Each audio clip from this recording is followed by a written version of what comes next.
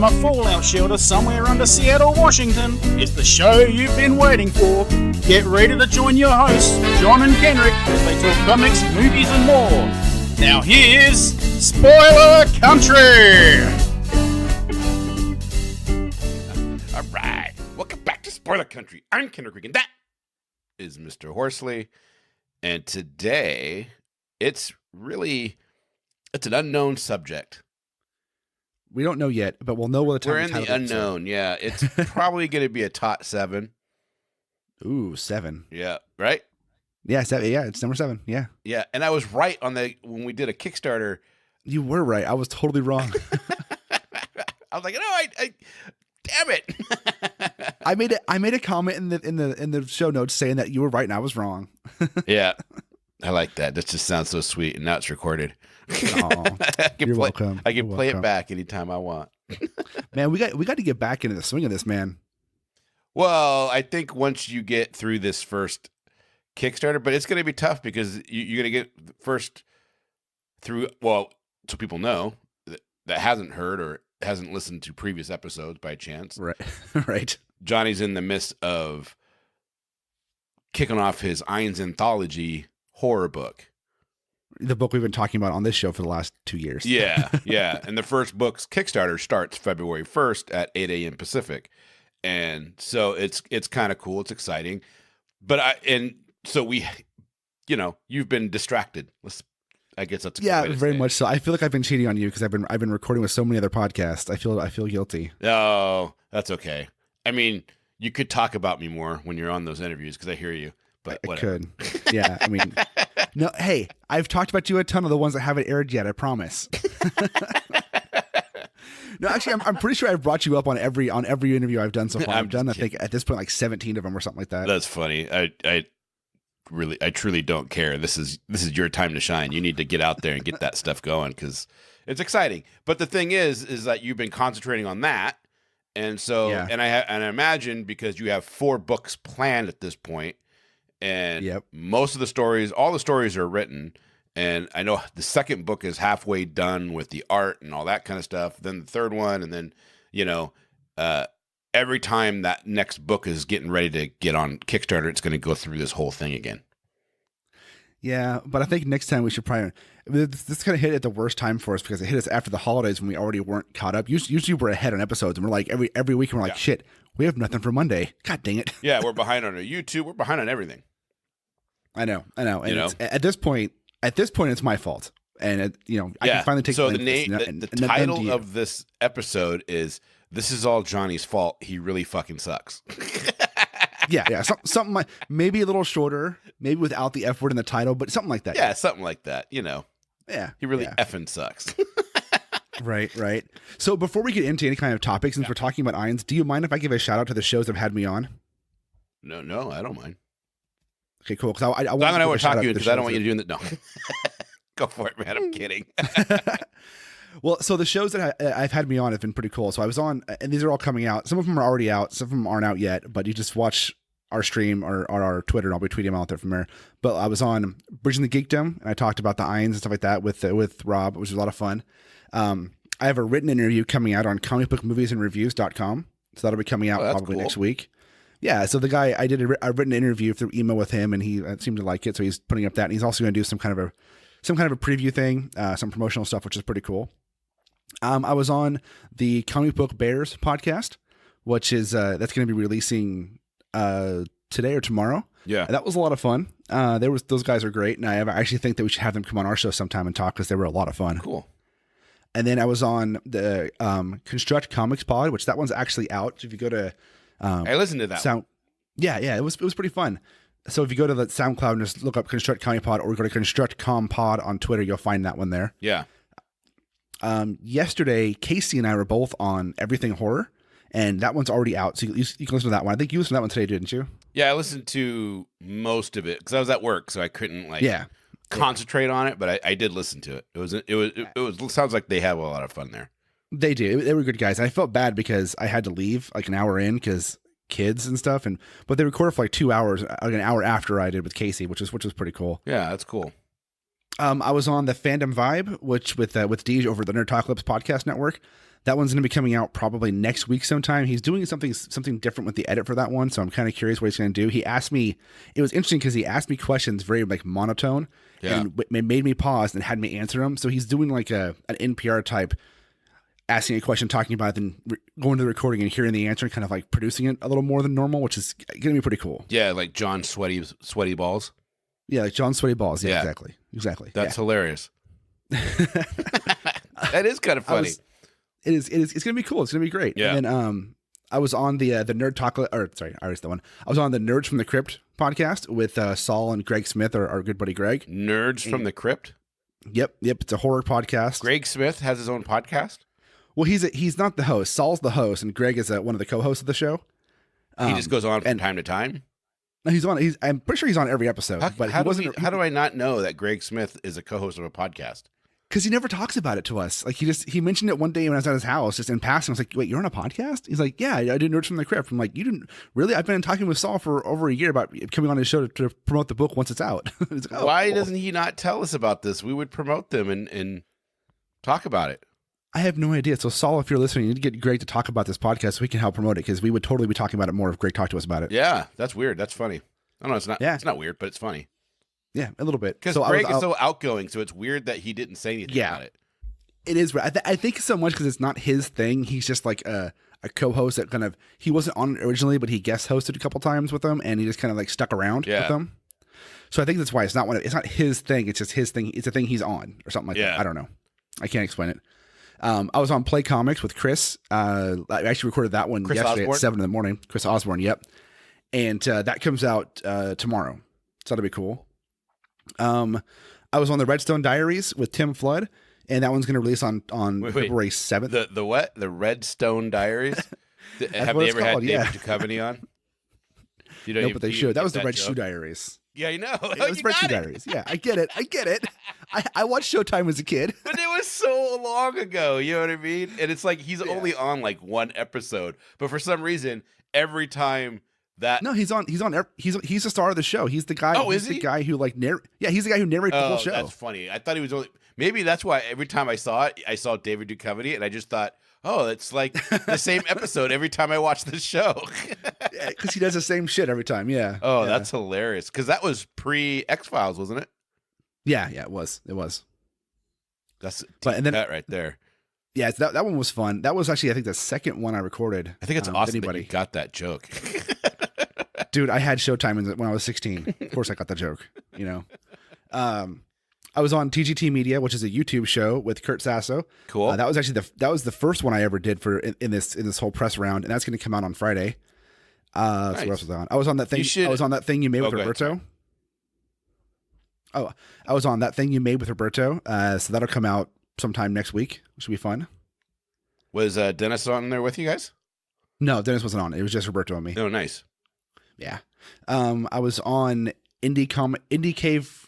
Sorry, not Indie Cave. Sorry, dude. It's Indie Dave Comics on YouTube. I did a live show with him, and that's already out. If you go look up Indie Dave Comics on YouTube, you'll find that episode I was on. Wow. I didn't realize you've been on this many so far. There's more, too. I was on the Turtle Boy podcast with my buddy Tim, the guy who does Girl of My Dreams. That's out of Australia, so I did that one. That one's going to be coming out here pretty soon. That was a lot of fun. And then today, like 4 hours ago, I recorded with the guys over at Verbal Shenanigans, and that'll be released. They said probably tomorrow. And there's one more that I'm missing. What is it? Oh yeah, I was on Comic Talk with Travis Gibb on YouTube last week, and that's you search that on YouTube, you'll find it. It was released on the 23rd. That's all that I've done so far. Yeah, I have that's the one that for tomorrow. That's the one that I saw Travis do the shout out to say anybody wanted to talk about this, and I sent it over to you, and you're like, oh yeah. And then you go on it, and you don't even tell me that you're on. And I was like waiting, and then they started it off on Facebook, and then they had technical difficulties. So I'm like waiting for this link that never showed up because for some reason I got kicked off the feed and I didn't see it. And then you're like, oh, I'm like, hey, where are you on? You're like, yeah, I'm already on. And I'm like, I'm just getting off. I'm like, well, thanks for sending me the feed, dude. I didn't have the link, to be honest. I didn't know where I was on a Google Hangouts. I didn't know where it was going. I didn't know if it was on YouTube or Facebook. Like, oh, it's not. Oh, is that how they did it? Everywhere. On Google Hangouts? Yeah, it was on Hangouts, and then they routed the stream out, and they had some problems routing it to Facebook, so they just went ahead and routed it over to YouTube. And I didn't know where the hell it was at. I didn't know you could do that. Yeah, I actually talked to him and I looked into it, and now I know how to stream us out to all sorts of platforms live. What do they use? If you ever want to do that again, huh? Okay, well, we can talk They use about that later. they use OBS. I talk about off the air, but yeah, they use OBS. And We tried that with OBS stuff. before too. Okay, that's interesting. Yeah, they've updated it, so you know. So, have you gotten into any comics this week? Did you read anything new? Did you get anything new in the last week or so? No, So, not at all. I got some new ones. I got a cool one. I got the new Guardians of the Galaxy, and it looks amazing. Oh, I've heard that's good. Yeah, Guardians of the Galaxy #1 just came out. It's written by Donny Cates, Jeff Shaw, and Marty Gracia. And the cool thing about it is they have all these. We're not huge on the alternate covers, right? But right. I picked up 3 of the alternate covers. I have the original cover, the normal cover, right? Yeah. They have this really cool cover, and unfortunately, I don't know who drew this one, and I apologize, but it has Thanos in a coffin, and he's in space. It looks a coffin. Yeah, it looks really cool. But the cool cover that I got was an unreleased Bernie Wrightson Star-Lord drawing. Oh, really? Yeah, dude. It is bad-ish. Hold on, I'm gonna look that up right now. And it's just the original Star-Lord just shooting some alien while they're falling off a cliff. And it looks sweet. And it's full-on classic Bernie Wrightson. Holy shit, that is awesome. Yeah. And it's like classic Bernie Wrightson. And it's a cover that's just, it's not a 1 in 10 or a 1 in 100 or anything like that. So you can just go to your LCS and pick that up right now if you want. Dude, that is badass. For the $4.99 cover price, which I can't believe I'm spending $4.99 on comics because when I started, they were 60 cents. Right. And that cover you have of Thanos in a coffin is by Ron Lim. Oh, there you go. Thank you. Oh, you know what? That reminds me. I don't know why, because I think it's the Lim. But our last episode, we were talking about Aquaman, and we kept saying Justin Lin directed it. It was James Wan that directed it. Oh, dude, you're right. Yep, and James Wan and Justin Lin, they both did Fast and the Furious, so I think that's what we got mixed up. But James Wan did an excellent job with Aquaman. Go check it out. I'm surprised no one called us out on that yet. Yeah, well, nobody's listening because we don't put anything out anymore. So we have no fans. Thanks. I picked up X-Men #1, or Uncanny X-Men #1, which I love that they brought back Uncanny, because that was what the title was called when I collected it back in the day, in the 80s. But it's not the original title. No, it was just the X-Men, right? Yeah, just X-Men for a long time. It became Uncanny in like the 100s, somewhere in the 100s. Yeah, the Uncanny X-Men, which I loved it. When they took it away and they started doing other things, I seriously kind of rebelled against it. Then I picked up some classic stuff from the 1980s, and I picked up. Oh, geez. Yeah, I picked up X-Men, the Uncanny X-Men #212 and 213. Oh, the Wolverine Sabretooth fight. Yep, that's impressive that you know that without looking at it. That's cool, dude. I know my shit, man. I know my covers. Well, yeah, but still, I mean, that's random. It's just that the 212 is probably one of, for me, anyways, and I think for a lot of people, one of the most iconic Wolverine covers for the X-Men. He's, it's because he's all bloodied up. He's all, everything's tattered, and it just says Wolverine versus Sabretooth round 1. Yeah. And that was a cool cover. And then 213 has the ultra close up of Sabretooth in Wolverine's face. And then I got, just to round it all out, I picked up X-Men #222, which is another Wolverine and Sabretooth fight. So those 3 are like the most popular ones. They are. And did you know that 212 cover is by Barry Windsor Smith too? There you go. He was doing covers for X-Men back then. Yeah. And then I picked up Justice League Dark. I've been collecting the new series of that, and it's great. Nice. I like it. And then the big one that I had, because I was gone on vacation, that was in my box waiting for me when I got home, was Batman Damned #2. Oh, I did pick that one up. I picked that one up over Christmas time, and I can't wait to read that one. I haven't read it yet. Yeah, I haven't read it yet, but I did pick that one up. I also picked up. So last time I bought comics at a comic book store was actually like, it was like early, like right before New Year's, before Christmas time, that time frame. Yeah. I actually went to a comic book store and I picked up Batman Damned #2, and I picked up Old Lady Harley #1. Yep, And I yep, picked I got up that one. something else. I picked up a third book. I can't remember off the top of my head. Yeah. Some other Batman Harley comic that was out at the time.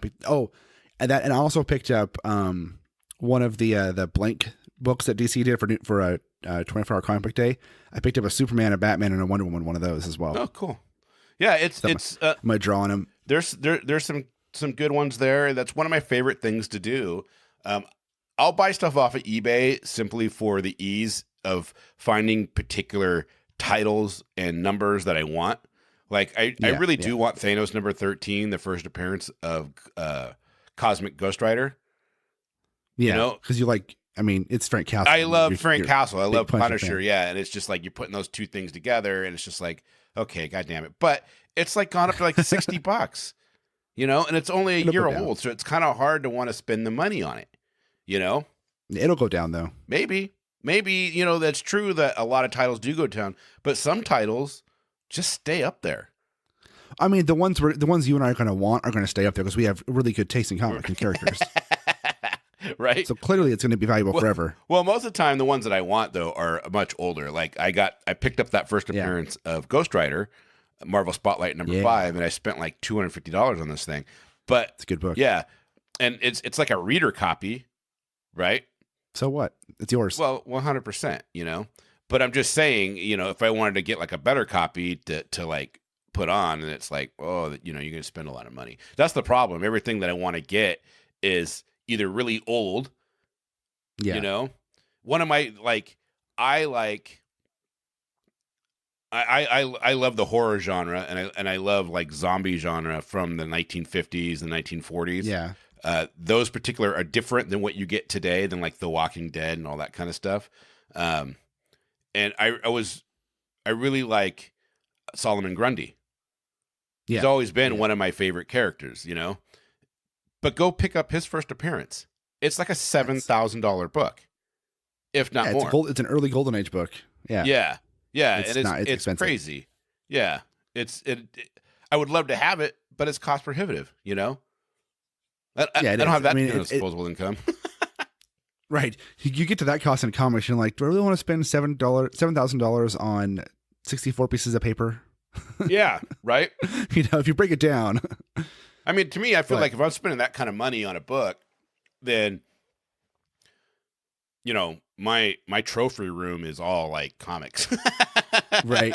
You got. If I can spend $7,000 on a comic and not sweat it out, then I got some big disposable income. I don't got to worry about it. What would be like so kids aside and housing and all that kind of stuff, don't take into consideration needs, okay?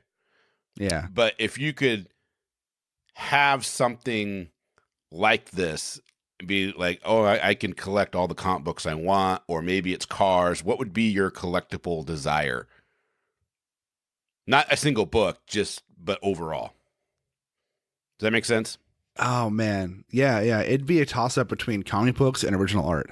Like I can't, because I love both so much. Yeah. See, now that you say original art, it would be hard because, I would love to have some original Bernie Wrightson. Yes, and some original cool. Neil Adams from the like the early 70s. Yeah. Some old Batman stuff. Yeah. And who's the guy that did Nick Shield in the late 60s? Oh, Steranko. Yeah. Some old Steranko. Some of the original stuff that they did, it was just fantastic.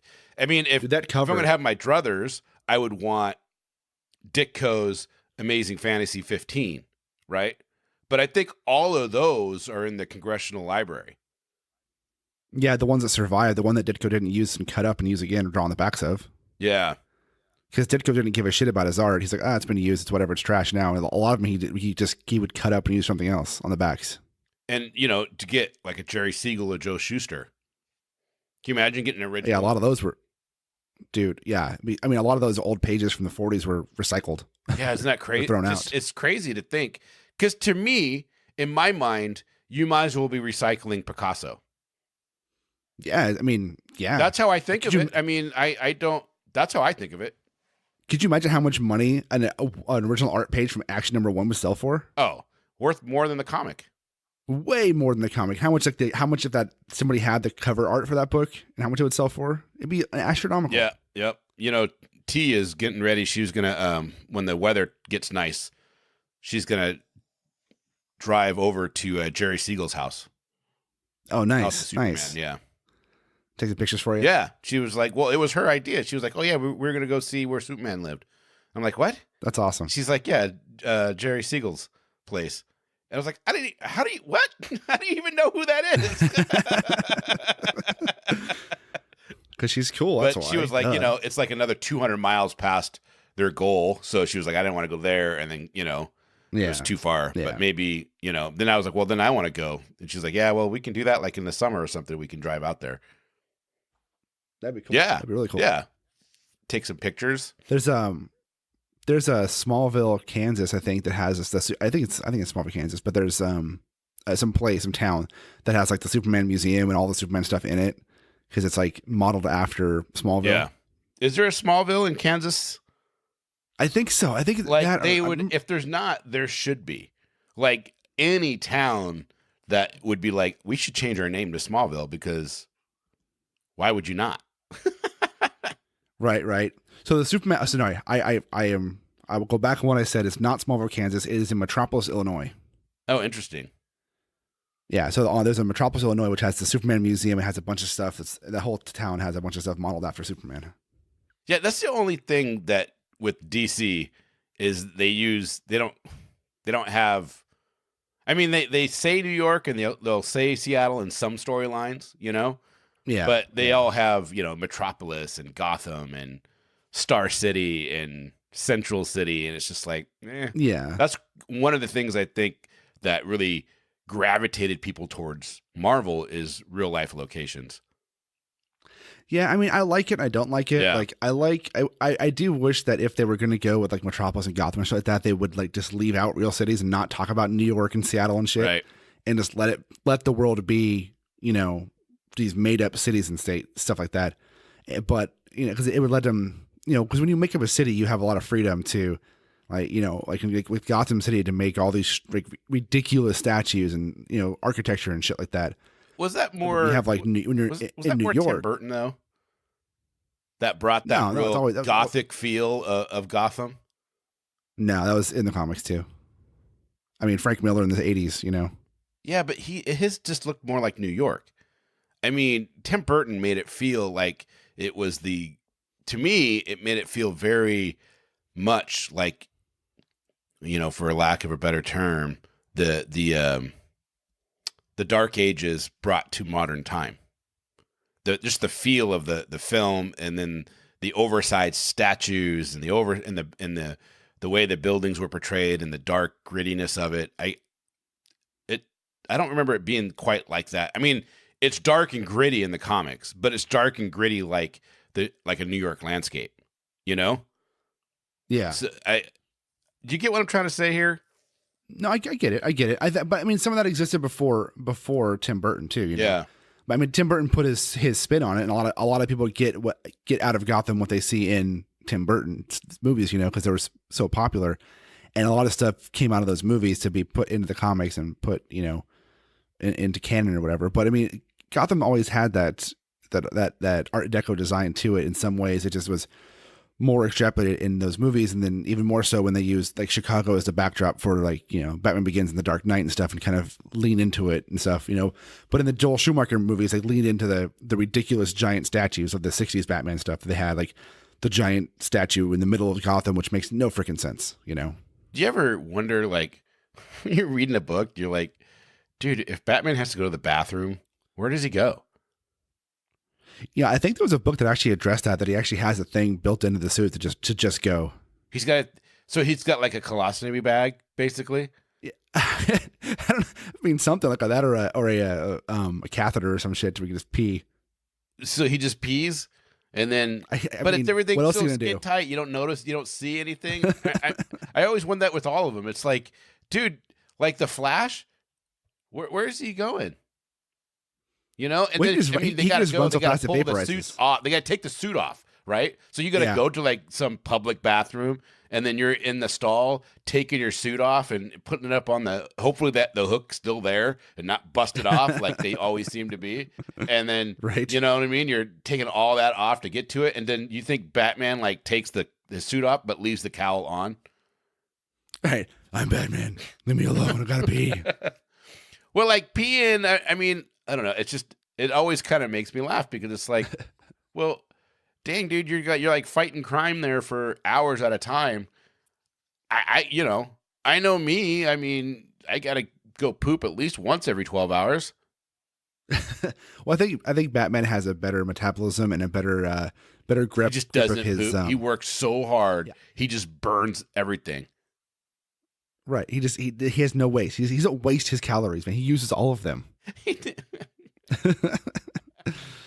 So he genetically, he like, not genetically, but he like he evolves and his butthole just goes away because he has no need for it. There's the title of the episode. Does Batman poop? Does Batman poop? Yeah. Well, but if you think about it, it's kind of funny, you know? I mean, yeah, I guess. I mean, I don't really put much thought into superheroes going to the bathroom, but you know, You will now, though. I will now. You'll be looking at him again. How does he do that? If you if you Google search how does Batman go, it comes up with how does Batman go to the bathroom. That's awesome. Like, look at Here's an art. Aquaman. Did they just go like right there in the water? Like, what is their indoor plumbing like? They live in their plumbing. I guess they live in a giant toilet. Can you imagine that? You're like sitting in your house and you're like watching your Aquaman TV, and all of a sudden this turd comes floating by, and you're like, "Dude, John, you have to do it in the house." I mean, what the fudge? Why's it got to be me doing it? I don't know. I'm just, but I'm just saying, where do they go? How does this work?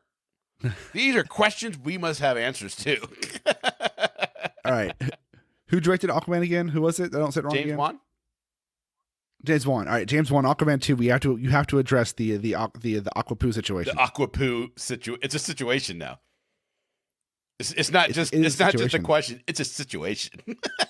I'm very concerned. They're talking about all the pollution going into the ocean, but they're sitting there pooping in their house, and it's just I see no toilets in this. Dude, I'm reading this thread right now as we're talking about Batman going to the bathroom, and it's fucking hilarious. Oh, yeah. They're like, "How does Batman go to the bathroom?" And like, one of the answers like, "I suppose he just one of those unexplained things that doesn't happen to him." Blah blah blah. Then people go down. And it's like, one, Batman doesn't poop, and two, how does an astronaut take a dump in space? And then he goes down to he wears a catheter while Batmaning, and then it's like bat diapers, and I guess it depends. I guess it depends. How does an astronaut go in space? Do they have like toilets? I mean, yeah, they have toilets on the space. Well, they have station and shit. diapers. I know they wear diapers. Yeah, I mean, I don't know. I've never been an astronaut, so next time I go out in space, I'll tell you how I. Well, you poop. remember that girl that was an astronaut? Yes. And then she like put on diapers and drove from like Texas to Florida to like kill her ex-boyfriend or something like that. Yeah, I was like, what are you doing? Jesus. Crazy is what she's doing. Just total fucking crazy. But I mean, if you're gonna wear adult diapers on purpose and not for medical need, you kind of got some screw loose. I mean, if you think about it, like Wonder Woman, right? She's got short shorts on. That it's like, okay, she just pulls them down, does her thing like everybody else. But like the Flash and Batman and even Superman, I mean, they got full freaking suits on. I mean, I guess really, but the Flash like the Flash can get in and out real quick. Yeah, that's true. I mean, and so can Superman. So I guess it would be like anybody else, really. He would just have to go and take his suit off. Right. He just has to make sure. Joker, hold on, Joker, I gotta pee. Right. And before he goes out for the night, he's in his bat cave. He probably goes, I better make sure I do my business now, so I don't have to do it later. I gotta do. Alfred, warm up the bat car. I gotta poo.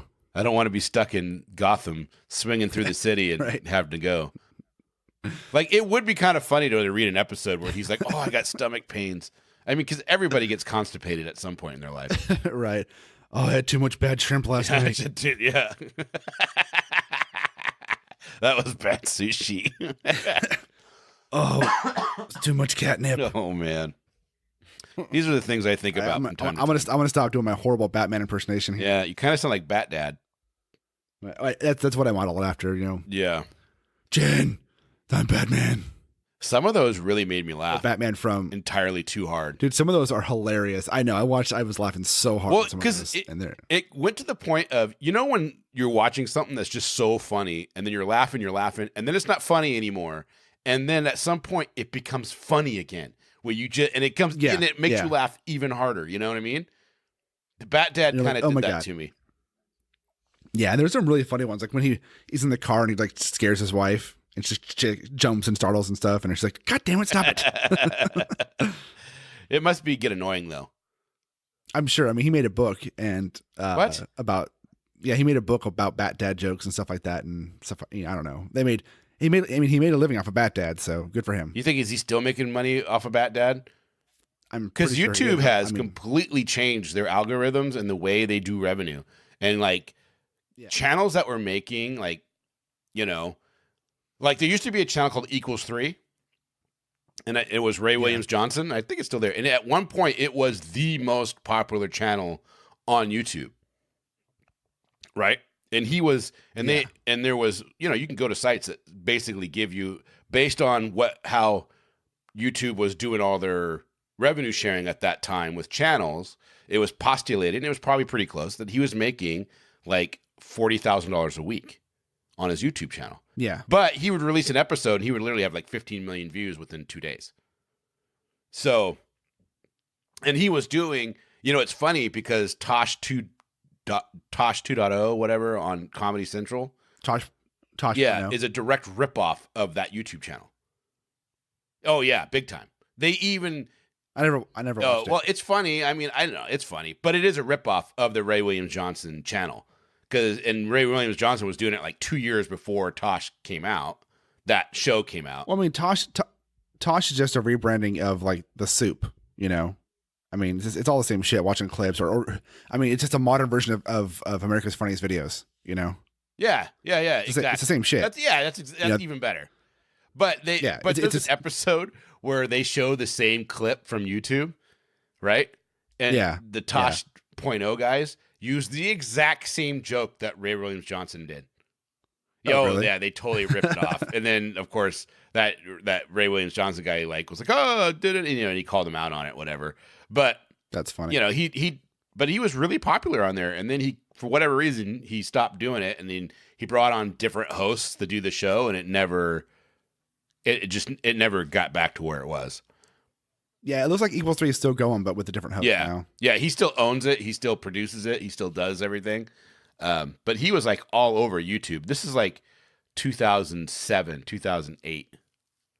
Yeah, I mean, YouTube's totally different nowadays. Like completely different. Yeah. It's kind of cool. A bunch of garbage. Yeah, you can really do a lot on YouTube. And like we have our own show on YouTube called Drinks and Comics with Spoiler Country. You should check it out. There's like 4 or 5 episodes out there, and there'll be more. It's the best show there. It's like the best show ever, but there'll be more. It's the best show on that channel. Yeah, it's the best show on that channel. That's right. I don't know about YouTube, but on that channel. 100%. Yeah, and we're going to do more. It just, we got to get through me being an idiot and doing all this other stuff and not having time for Kenric. So anyways, like I was saying, you know what? I totally lost track of my thought process.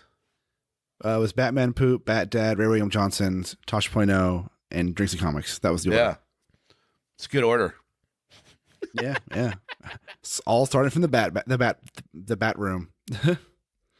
It makes me laugh. Oh man, I'm in a hotel room tonight, as we're recording this, because my work is ridiculous and we have a conference thing here, but it's local to where I'm at, but they made me stay in the hotel room and not at my house. So I'm here for 2 nights.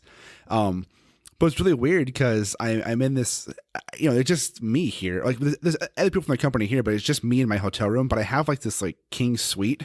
Oh, nice. That has like a balcony overlooking Agate Pass and like overlooking the water and stuff. And I'm like, why do they spend for a king suite when it's just like one dude? I don't give a shit. I'll sleep on someone's couch. I don't care. But here I am in this hotel room by myself recording a podcast. You're at the casino, right? Yeah, I don't gamble though, and it's all smoky. I walk down there, my eyes start to water because there's so much smoke Yeah. in here. Well, I get it. I did go to the buffet for dinner, which was cool. Yeah. It was like $16, $17 with tax, something like that, and They pay good for food and drinks and stuff. No, I mean I paid for it. I could expense if I want to, but it was $17. I don't care. Yeah. You know what? I do that like when I go on business trips. I don't. Everyone's like, "Oh, you got to expense you can expense all this and this and this," and it's like, Yeah, I'm gonna eat regardless. So right. I feel guilty. I'm like, I don't feel guilty. It's really the hassle of doing the paperwork. I don't want to deal with it. Yeah. I just want my big three reimbursed: my plane, my hotel, my car rental. Right. Look, I expensed all of my my Uber rides when I was in San Francisco last Yeah. year. But I mean, I didn't expense. I expensed some of my food, like the expensive stuff I had to do with like partners and shit like that. I expensed that, but I didn't expense like if I went and bought some groceries to eat at the hotel room. I'm like, I would buy that anyways. I don't care. But I did have like $200 worth of Ubers because they put me in a hotel room that was like 6 miles from downtown from where I had to be. So I had to Uber at least 2 times a day. Oh, yeah, and that can get expensive. It added up, yeah. Yeah. And sometimes I had to go back to the hotel room because I had nothing to do for like 6 hours. So I'm like, I'm not going to go sit downtown doing nothing for 6 hours. So I went back to the hotel room and then back out to San Fran for the night for some event I had to go to. Do you like doing that kind of stuff? Do you like the business travel? Yeah, I do. I enjoy the business travel. I do wish I could bring my wife with me on these things, but she's always busy and working. Like I almost had her come into this with me, but there's some personal stuff going on at home that she had to stay home for to take care of tomorrow and Wednesday. Otherwise she'd be here with me and I wouldn't be doing this because I'd be hanging out with her. But I would do more. I mean, there's in my current role at work, I'll probably be traveling some more this year, like maybe to our Sao Paulo office in Brazil or our India office, something like that. But that's just if things line up, and if they offer it to me, I'll do it because I love to travel. It's just I have to work. So when I travel for work, I really just kind of stay in the hotel and work. It's a business travel. Yeah, but in my mind, I'm gonna see cool sights because like the second time I went business traveling, I actually booked out extra days so I could go see San Francisco, and it was pretty cool. Yeah. But then since then, I haven't done that, so I'm pretty much in my hotel or at whatever tech conference doing my work, and then it's like no fun time. And I don't See, I'm the exact opposite, right? Like it's a business travel, so they're not going to let you take your wife or your kids or anything like that.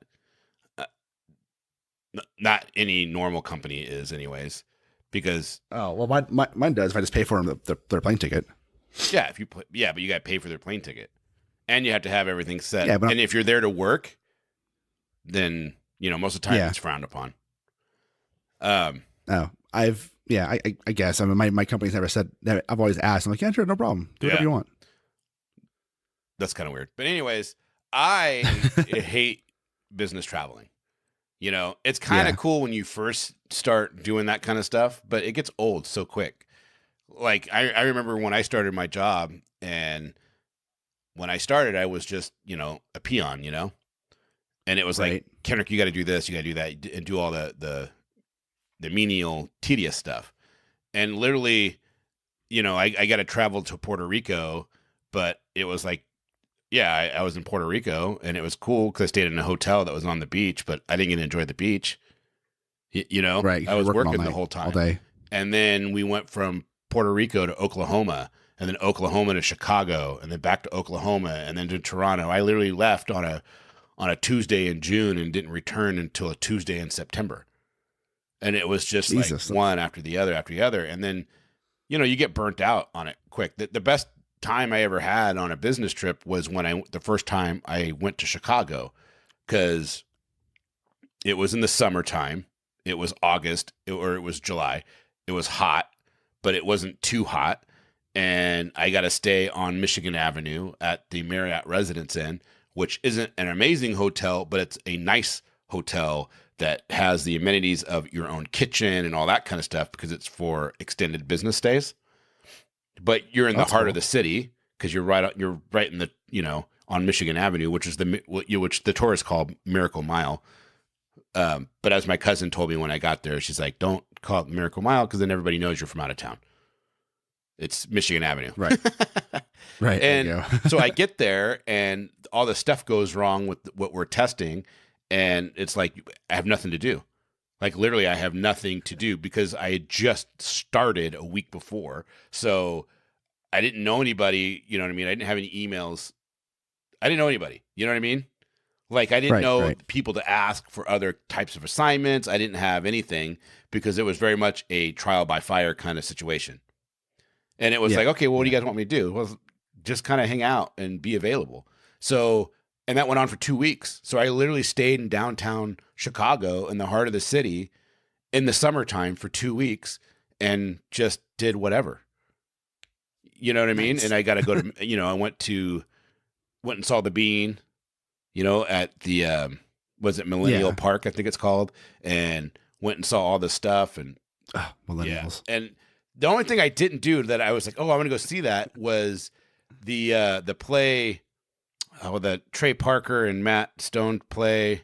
Oh, Book of Mormon. The Book of Mormon was playing. It just opened and in Chicago, and I'm like, wow, you're going to go, you're going to see it. And I mean, that's the only two places in America that you're like, if I'm going to go see a play that you really should go see it at is on Broadway in New York or Chicago, Right. And yeah, I didn't go, and I kick myself in the butt every time I think about that.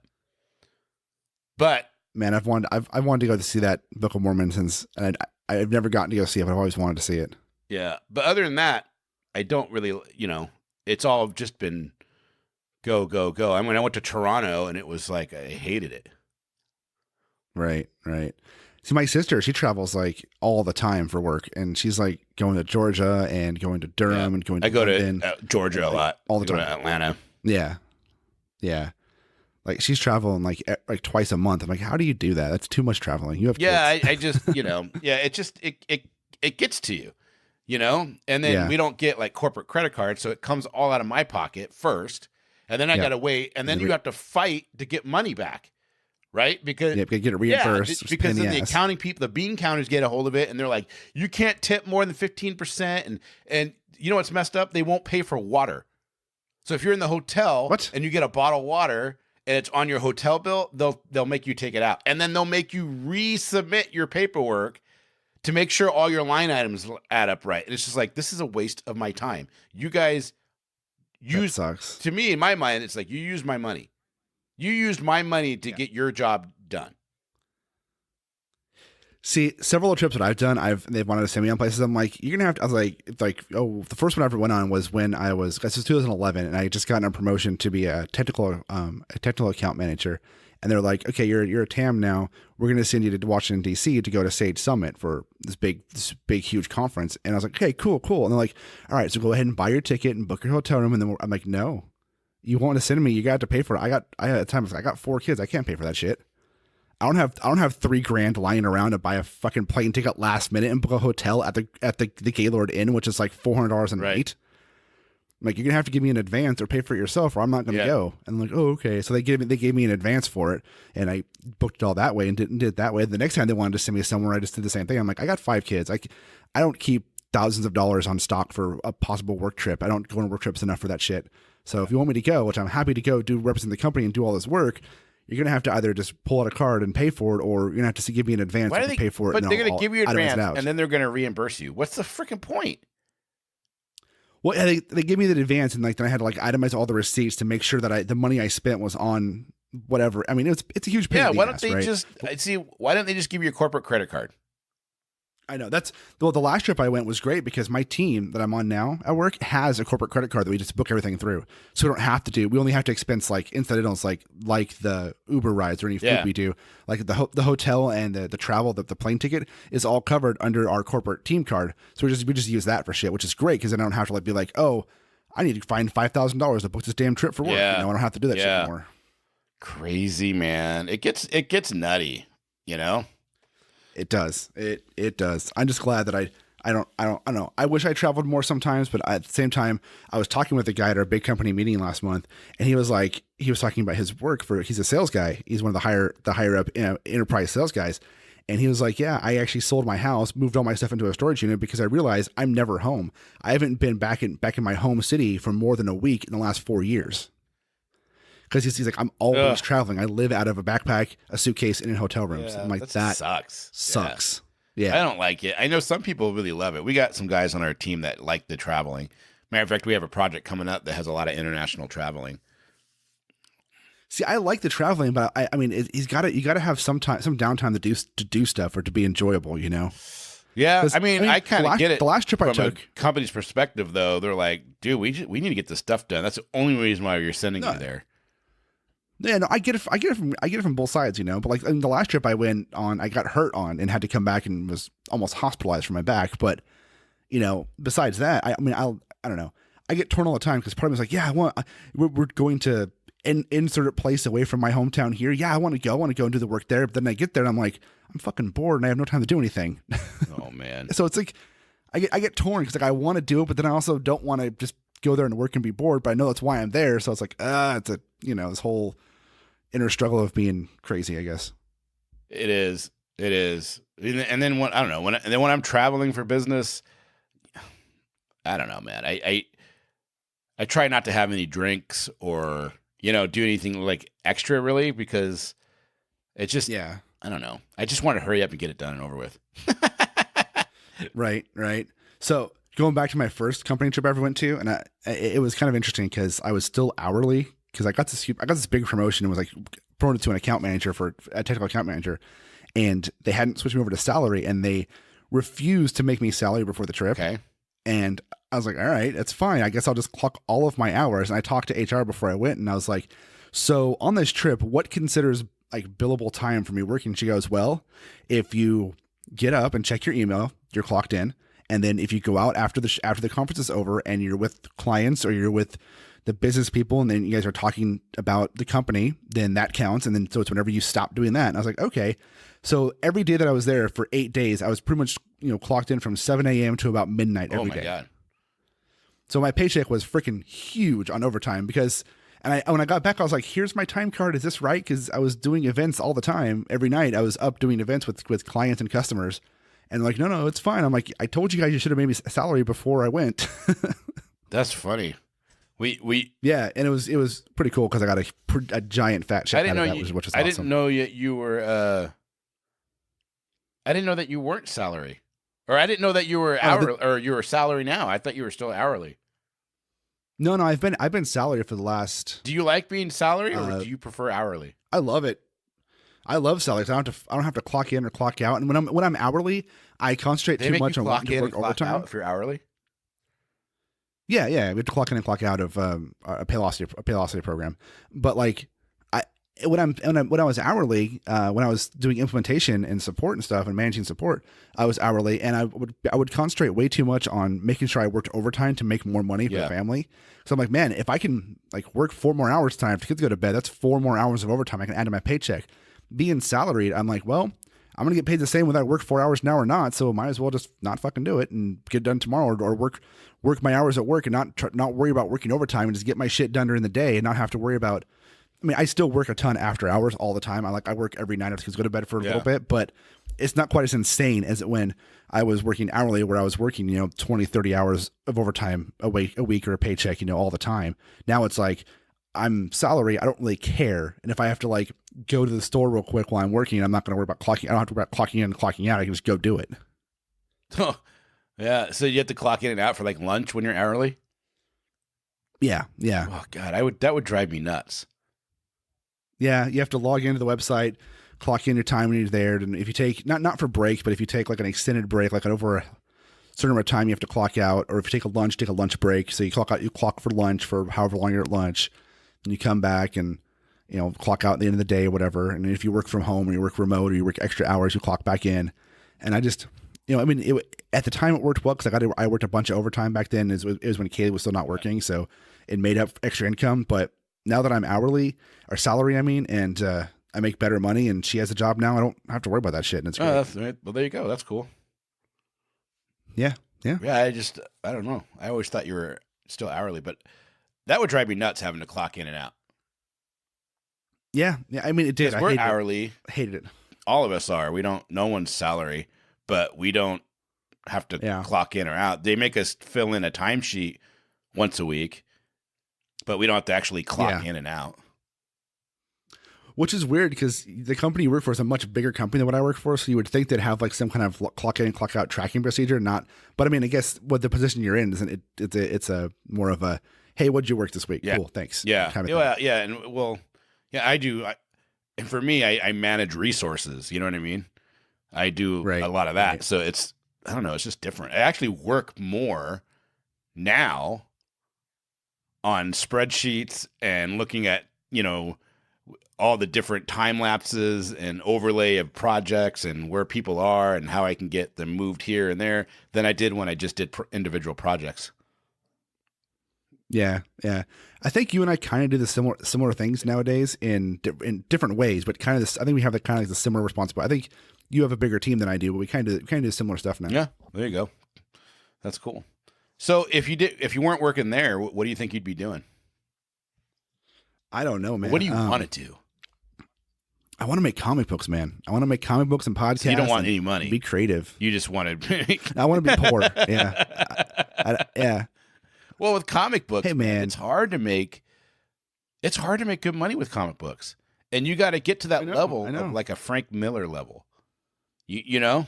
Well, I mean, not really. You don't have to get to Frank Miller level. I mean, there's a lot of comic book artists and writers who are making really good money. Really not good Frank money, Miller though? type level.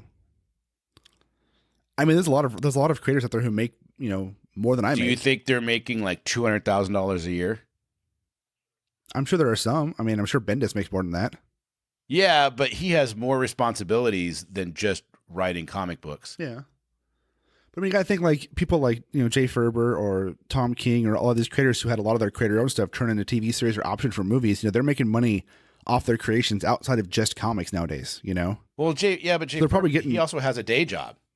He's a television writer. Yeah, he's a television writer. Well, I mean, he's a writer. I mean, And you he can't say he's a day writes job being a television writer. He's a writer that writes for various things, and comic books is one of the things he writes. He has a day job as a television writer with a team, and that's what he does. That's his primary job. Okay, but what I'm saying is, it's not like he's working a job, being a software programmer and writing things in the evening. His job is writing, which is also writing. His day job is the same thing. His day job is the same thing, though, because I think he's like literally hired by CBS, and more like a shotgun thing. It's the same being literally hired by DC Comics. Yeah, I mean, he's hired doing creative. Totally, but all of his books that he writes are independent through usually through Image. So I'm not saying, but he's not just doing comic books. You get what I'm saying? You're like specific with comic books, which is great. Well, what I'm saying is the people who are making the money are doing things. I mean, they're doing things outside of comic books, but it's still in their creative realm. Yeah. They're creating things and working for different companies and selling their rights to movies and TV shows and making money outside of just doing on comic books. That's literally what I just said. Did I hit a chord, man? Well, no, I said something like, "Well, he's doing this." I'm like, "But no, you didn't actually say that. Yes, you didn't say right. What you said was you'd like to do comic books, and all I was saying is that he does have a job. You're right; it's all within the creative realm of writing, but it's like when I said you got to get to the realm of like Frank Miller. Frank Miller literally makes massive money just off of The Dark Knight. Still, The Dark Knight Returns. You know what I mean? Yeah, I'm just saying you got to get to that level to where he wouldn't have to do Sin City, the movies and all that kind of stuff, and he would probably still have a comfortable lifestyle just off the comic books he wrote. And I'm wondering, what's it take to get to that type of level? Do you have to be like a Frank Miller to be like that and not have to do extra stuff? You know, like comic book artists, they sell their art outside now to make, do they make more money selling the original pages than they do for the work they actually did on the book? I mean, they probably make more selling the artwork than they do getting as their page rate, because like the average artist will get, I mean, anywhere from 125 to 250 or so per page they draw, and then they're gonna sell that original page for anywhere from $50 to $5,000 depending on who it is, and depending on who the character is, right? Who the character is, who the artist is, who the writer is. That all adds into the factor of what they can sell them for. But I mean, there's what I was saying. I said I wanted to be in comics and podcasting and creative stuff. I was saying everything in general for what I wanted to do, not just making comics. I want to do. No, I understand that. That was my question. Like if you only did comic books, how would you make a living. Because Well, I don't think Frank Miller is a fair. I don't think it's a fair comparison in these days, because you can't do just what Frank Miller did back then, because it's a different game nowadays. Like, the comic game is a different game. Like, there's more to comics than just comics nowadays. So I think somebody making it as big as Frank Miller, making a living off just comics the way Frank Miller did up until, he got into Sin City movies and producing and doing stuff with movies like he did in the late 90s, early 2000s. And now it's a different game, to where people now work in comics as well as work in other creative avenues at the same time 100%, with multiple goals. I always wonder, because like, you look at somebody, how does somebody like Jim Lee, who is an amazing artist, obviously, but how does he become what he is with DC? He's not just a hired artist, He runs that whole division. Yeah, well, that comes from him building up Image Comics and him coming over to DC to work on Batman Hush, and then doing Superman for Tomorrow, and then doing more and more for DC, and then getting involved with Jeff Johns and getting involved with the editors at DC Comics, and moving up, and then probably going in and pitching ideas to become the chief creative officer. Yeah. But how do over 30 years? How does he get to that point, man? Besides, I mean, it's like, did he go to school? Does he have a business background? Did he, was there a path that he wrote out for himself? I'm going to do this. That's going to get me here. And then when I do this, that's going to get me here. Because that's what I do at work. If I do these things and I tell them I'm looking to do this, then they'll see me doing all this stuff. And then either they'll be like, great, let's give him a chance at this. You know what I mean? That's like one of the things I always tell my boss. Just give me an opportunity. Give me an opportunity to fail. Right. Because then because if I don't fail, then you'll be like, oh my God. But if I fail, then we talk about it and then we move on.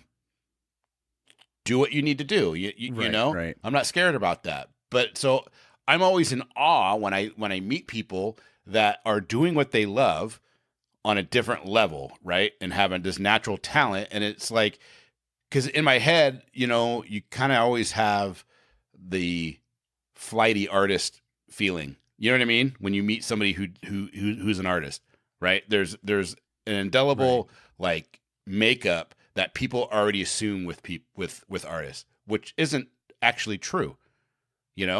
Most of the artists that I have met have been like these extremely successful people that blow me away with all their not just their art, but their business acumen and the other things around creation, like you were just saying, that they've done. Like you take somebody like Stephen Frank that at the age of 12 and 13, he's building a contraption in his bedroom so he can face a camera down so he can do still shots to create his own animation. Right. And it's just that's the kind of questions that I want to get into with sometimes with people, because I want to understand what goes through your mind to get to this point. How do you even, is it really just a force of will? Is that really what it is? Is it just a stubbornness part of it that you're not going to take no for an answer, or you're just going to show the grittiness, or you're going to be like, I'm going to show up at 8 a.m. I'm going to be there at 8 a.m. every single day, and I'm not going to be a minute late, and I'm going to stay until the work is done, and I'm going to do all these things, and then they're going to be forced to have to take it seriously. But then, well, that I think it also comes down to not just that not taking no answer, but the whole not giving up is more part of it. It's just, even if you are told no, you don't give up and you come back and do something better and something you can just keep working at. It's kind of crazy. And that's why I take Frank Miller, because Frank Miller came in the time of the 70s and 80s where writers and artists were starting to get paid more, but they still weren't. But he kind of broke out. You know what I mean? He became this other worldly figure. He did. I mean, he took over Daredevil, and he was young. You see the interviews with him in the 80s, he's like in his 20s. And you're just like, what is going on with this guy? And the stuff that he did is transcended. And I'm just I'm curious, where's that come from? I don't know. The guy who wrote The Watchers and did all the Swamp Thing stuff. What's his name? Alan Moore. We always tease that he's such an asshole and all that. And you watch his interviews, and he is kind of a dick. Yeah. a lazy person, but he writes But some he good stories. writes some amazing stuff, and he's transcended to this level like Neil Gaiman. You know? How do these people get to the point where they're not just a comic book writer? Well, I think it comes down to, just sheer determination, God-given talent, and just the will to be better. And, some people just have these abilities to tell stories, whether it's visually or, the written word, and they can do things that are outside the norm. I mean, if you look at Jim Lee, for example, right? Jim Lee went to a private school. He went to Princeton. Oh, he did. University. Went to Princeton? And yeah. But when he come to his art in the 90s, what stood out differently from Jim Lee than everybody else? I mean, Jim Lee had a little bit of a different style on when he was doing X-Men, than the other X-Men artists, and he went and did the main X-Men series, and he became a superstar artist because not only was he, showing off what he could do with his style and all that, he's a very big into hatching, right? Hatching shading with his inks, with Scott Williams inking him, but he has a kind of a sketchy style, but not super sketchy, but enough to where not all of his lines connect. And it was a new thing. What do you mean by sketchy? People in mainstream comics to see that. His lines don't connect. Like he draws an outline. And it's not like, the line goes all the way around the head. There may be a spot where the lines don't touch. Okay. Right. So, and then he does that. And then Scott Williams, he has an amazing inker who inks him, and has inked him for 30 years now, Scott Williams. And he was also chosen, to be the artist on the X-Men series in the 90s, right? The first new X-Men series, just titled X-Men, it was on there with all the variant covers and the big boom. And, if you think about it, all of the artists, no matter what their skill level was at that time, who were working in Marvel and DC, and furthermore to Image, when that happened, the big giant boom of the 90s, all became superstars and became millionaires. Like, all those people were skyrocketed up, and it was, and you look at them, it's like, is it because of talent? Was it because they were doing the right thing at the right time back then? And I think it's a little bit of both, because Jim Lee clearly has shown through and has done amazing things. And you can say things about some of the other artists at that time who skyrocketed to stardom and still have huge followings, but aren't quite doing as much these days as their counterparts are. Right. But you have people like Todd McFarlane who was another one who superstar artist, like the 90s was like the beginning of artists becoming superstars. They're like rebels. They're seen as rebels. They were seen as rebels, and they went off and they did Image Comics, and there's this whole like F the establishment thing going on. And then because they'd all worked on these, like, Todd McFarlane had worked on Spider-Man, and Eric Larson had worked on Spider-Man, and Jim Lee had worked on X-Men. Run on Spider-Man, on the Amazing Spider-Man specifically. Unreal. It is, and the solo series Torment is a really good story. The first story is really cool. But like, they have like Liefeld was working on New Mutants and was working on X-Force, and then you've got Silvestri was working on Wolverine, and all the other guys around that time were working on various Marvel comics. And I can't think of one of the Image creators that was working for DC at the time. I think they were all Marvel artists that were doing it, but they broke off into Image. And Image was a big success with things like Spawn and Savage Dragon and Gen 13 and Wildcats. If you look at whatever the hell Liefeld did, which I think was Youngblood at the time. I think it was Youngblood. Or Bedrock, whatever. But if you look at those series, it's which ones have stayed around. Savage Dragon is still going. Yeah. And Spawn is still going. Is Savage Dragon going like all the time? Isn't it? Like, they've taken some hiatus on that one, haven't they? Or am I totally wrong? It's at issue like, I don't think so, because he's at issue like 240 something. I mean, maybe a month here or there, but I mean, Eric Larson is still doing it every month, writing and drawing it. So yeah, he's still doing it and still doing. And still Spawn, I know, is still. But yeah. But McFarlane doesn't do Spawn anymore. Spawn's done by other people now. McFarlane is more the figurehead and does other stuff, and does he runs the company and stuff like that, and does covers here and there, which is fine. That's cool for him.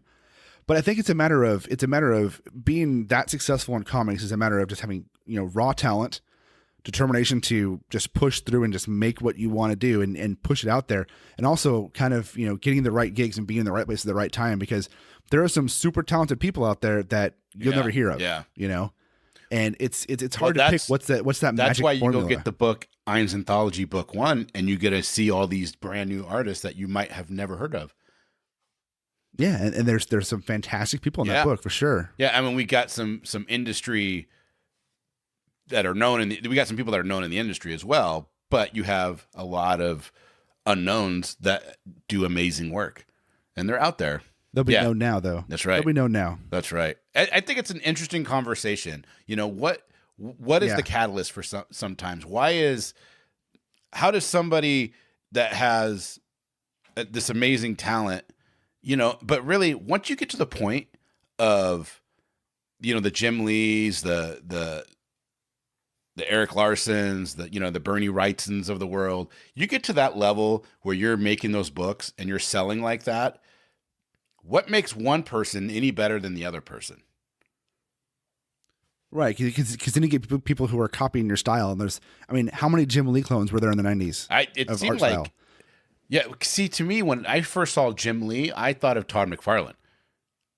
That's who I thought he was mimicking. But then on top of that, when I look at that, and you look at the Japanese animation that was coming out at that time and the Japanese style of comics, you know what I mean? That comic characters, there's a heavy influence of it. That's all I'm going to say. I'm not saying that it was exactly the same. There was a lot of influence coming from it. And all right, hold on one second. Wow, we had a little interruption there, but we're back. Yeah. We're back to say goodbye. So that is a burning question of mine, though. What makes these guys that have become these comic icons, I guess you could say, the desire to get to the point where they're at? I think it's completely interesting. And, does somebody like Jim Lee take it as a day-to-day job like you and I take our 9 to 5? And says, okay, these are what I got to do, and I'm going to get this, and then boom, I'm going to be this level. Yeah, I think that's part of it. I think it's treating it more like a job. And like I watch Greg Capullo on Twitter all the time, and he's busting out 10, 12, 15-hour days of drawing and working on comics like almost every single day. So it's more than just a passion. It becomes something you're doing, and you're getting to that level of art and quality and production. It's a whole nother world. Well, there you guys go. If you have a question, or if maybe you want to join in on this conversation and let us know what you think and what makes you get your passions out there and how you've generated some cash flow from what you love to do. It's always an interesting topic. It's always an interesting conversation, and I'd love to learn more. Yeah, me too. So Jim Lee, Frank Miller, if you're listening, hit us up and we'll talk to you about this. Okay. Right. Because they're definitely fans of our show. Yeah. There are 2 plays last month. All right, guys, we're spoiler country. All right, we're man. heard everywhere. Podcasts are heard. Obviously, tell your friends about us. Have them share us out. We do have a website. It's scpod.net, and of course, we're on all the social medias. That's right. If you want to call us, you can call 707-656-2080. Again, 707-656-2080. And by all means, please check out my book, Ein's Anthology, at einsanthology.com/Kickstarter, and support it and love it, because I know you want to. All right, don't forget to open the mind and read more.